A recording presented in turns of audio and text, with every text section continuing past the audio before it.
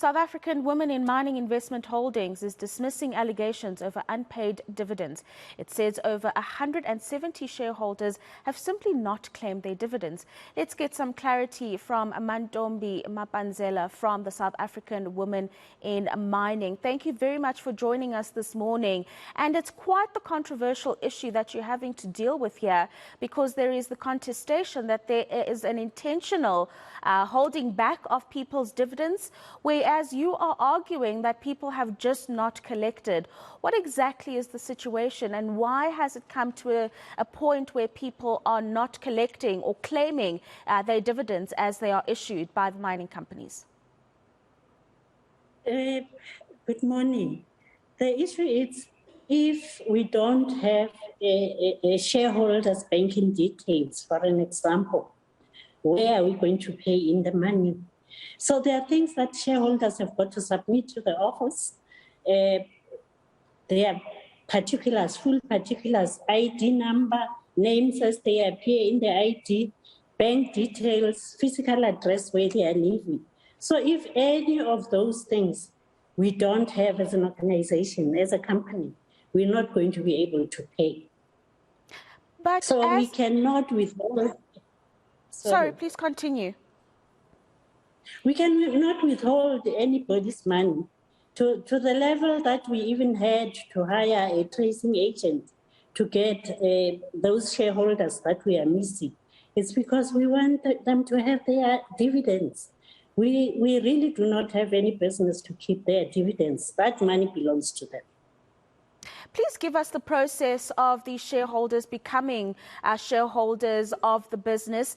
Isn't this information that they would need to provide initially anyway? So this would be on your database from the very beginning? Or are we understanding that process differently, in that people don't necessarily submit all their personal particulars in the beginning?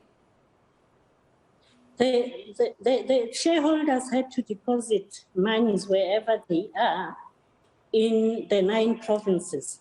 So if a person pays money in a bank account and doesn't reference correctly, it becomes difficult for us to say who actually money is this. So those that reference correctly and they had put in their correct phone numbers and never changed their phone numbers, it was easy. We have over almost 800 people that we could trace, and they are getting their dividend annually.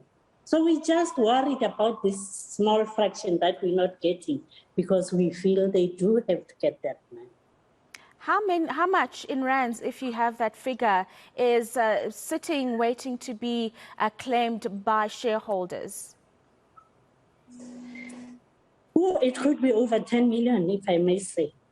It could be over 10 million, yes. And the issue is shareholders do not have the same number of shares. Some are big shareholders that had contributed more when we started. Some are very small shareholders. But I mean, if a person has contributed 50,000 when we started back there, 2002, 2003, and has never claimed anything, has never received anything, that person is quite wealthy, will definitely have over 1 million for her. But the one that had contributed 500 rands in 2008, when some of the ladies joined, you'd find that their dividends are quite a little bit too low. But the reality is, it's money. It's important that everybody should get. It actually gets a little bit worrying that there is no database, as you indicated, and that it's just money that's deposited. But maybe clarify this for us, because there's also a dispute around the fact that a member of the South African Women in Mining Association doesn't automatically make them a shareholder. So are there people who have come forward to say they are wanting to claim dividends, but they are just members of the organization or the business, but not necessarily shareholders? That question, but also these people that have outstanding dividends, are they actual members or are they actual shareholders? I'll tell you where the confusion started. When we started this investment company, we were all just members of the association. And we realized for us to tap into this mining market, we've got to have a vehicle to use in order to rightfully, invest in mining opportunities. And we requested any one of the members of the association who is interested, please, here's an account, we have opened it, put as little as 500 rands, maximum put 50,000, and people did. And what it means is, if you are a member of the association and you did not exercise that right to invest, you are not a shareholder, so you can't expect dividends. And that's where we get most of our people that are disgruntled, because they were just members of the association. They never popped out a cent. And the association also has its own way of running their things. There's a membership fee that people pay annually, which Sawime has got nothing to do with that. And these are two separate entities. Yes. And then finally and very briefly, where can people go to claim their dividends, those that are shareholders and are entitled to a payout? Where can they go? Very briefly, if you could.